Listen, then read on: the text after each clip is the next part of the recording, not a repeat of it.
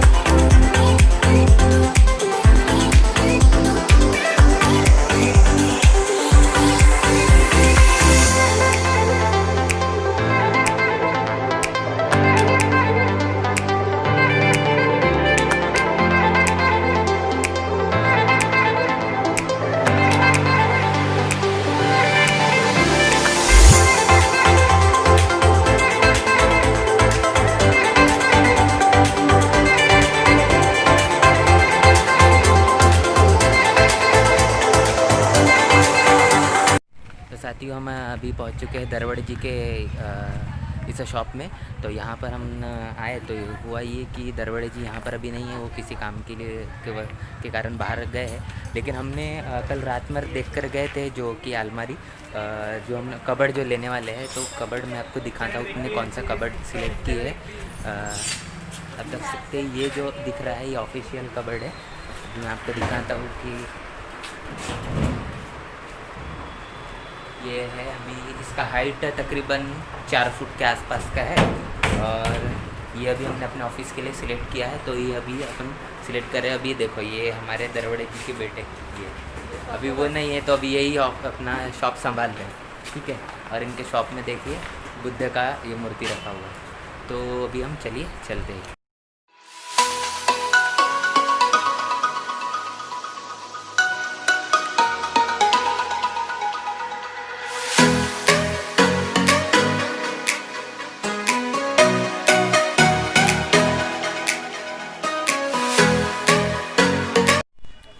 साथियों तो अभी अपन दरवड़े जी के यहाँ से अभी यहाँ पर हम पहुँचे हैं या जिनके यहाँ, तो ये हमारे महिला कार्यकर्ता हैं जिन्होंने हमारे पंचायत समिति का इलेक्शन लड़ा था। इनके यहाँ आए हैं आज हम। वैसे तो संगठन के गठन को लेकर घूम रहे हैं और अभी इसके बाद में हम चलेंगे हमारे सेक्टर के कुछ पदाधिकारी जो संभावित है, जो हम सोच रहे हैं कि उनको बना पाए और उनके माध्यम से हम और काफ़ी लोगों तक के पहुँचने की कोशिश करेंगे और उनको जिम्मेदारी देकर बहुजन समाज पार्टी का काम को बढ़ाने की कोशिश करेंगे। तो चलिए चलते हैं।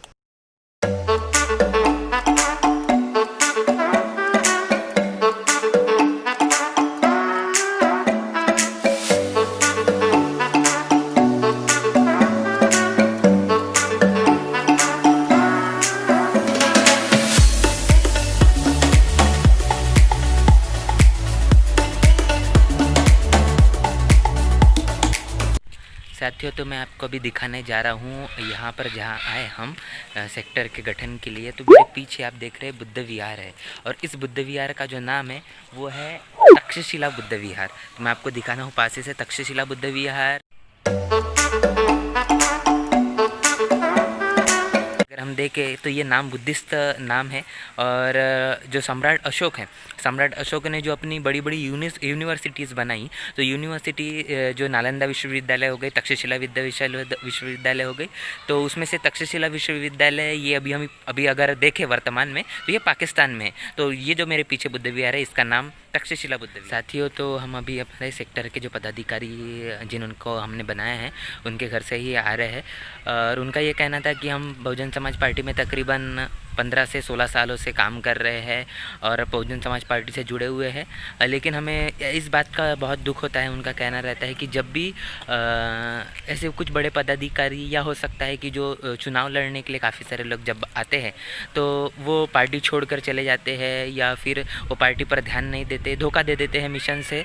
सो ऐसे लोगों के कारण जो हमारे सेक्टर के जो पदाधिकारी है, जो बूथ के पदाधिकारी है, वो कहीं ना कहीं पार्टी से इमोशनली जुड़े होते हैं और उनको इस बातों से तकलीफ़ें आती है।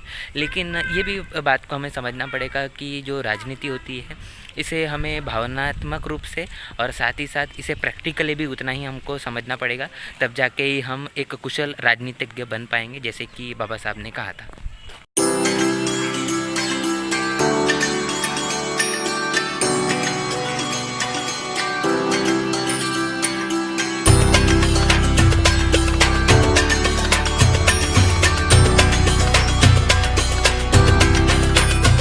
साथियों, मैंने आपको थोड़ी देर पहले जो अशोक चक्र दिखाया, ये जिन लोगों के घर पर अगर रहता है तो ऐसा कहा जाता है कि वो बुद्धिस्ट व्यक्ति का घर है, लेकिन यह अशोक चक्र तो हमें तिरंगे में भी नज़र आता है। तो इस बारे में आप क्या सोचते हैं कि तिरंगे में अगर अशोक चक्र है तो क्या तिरंगा भी बुद्धिस्ट लोगों का है? तो इस प्रश्न का जवाब आप कमेंट बॉक्स में ज़रूर दीजिएगा।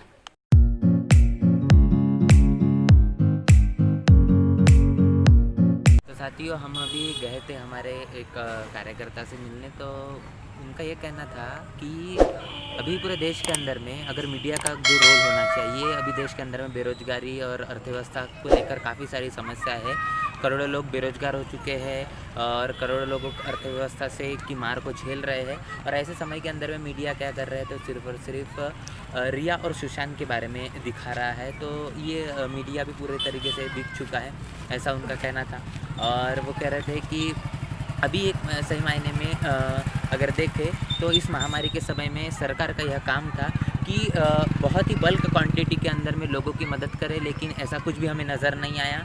तो काफ़ी सारे उन्होंने बातें की, रेलवे से लेकर तो हर एक सेक्टर को प्राइवेटाइजेशन किया जा रहा है, और हमारे जो बच्चे हम जो लिख पढ़ पाए हैं, अभी आने वाले जनरेशन के अंदर में वो बच्चे जिनको हमने पढ़ाया है वो उनको भी नौकरियां नहीं लग पा रही है। तो बहुत समस्या आने वाली है भविष्य के अंदर में, और ये जो कोरोना के चलते जो पूरा षड्यंत्र चल रहा है, यह भविष्य को लेकर बहुत ही ज़्यादा तकलीफ़ें इससे होने वाली है। और उनका ये भी कहना था कि बहुजन समाज पार्टी एक ऐसी पार्टी रही है जिन्होंने अपने शासनकाल के अंदर में ऐसा काम करके दिखाया, इतने सारे लोगों को रोज़गार दिया, इतनी बड़ी बड़ी यूनिवर्सिटीज़ बनाई, इतने बड़े बड़े हॉस्पिटल्स बनाए, और जो कि आज भी पूरे इतिहास के अंदर में दर्ज है। और ऐसा बहुत ही कम शासनकाल में हुआ है, सिर्फ और सिर्फ बहुजन समाज पार्टी का ऐसा शासनकाल रहा है जिसमें इतना सारा विकास का काम हुआ है।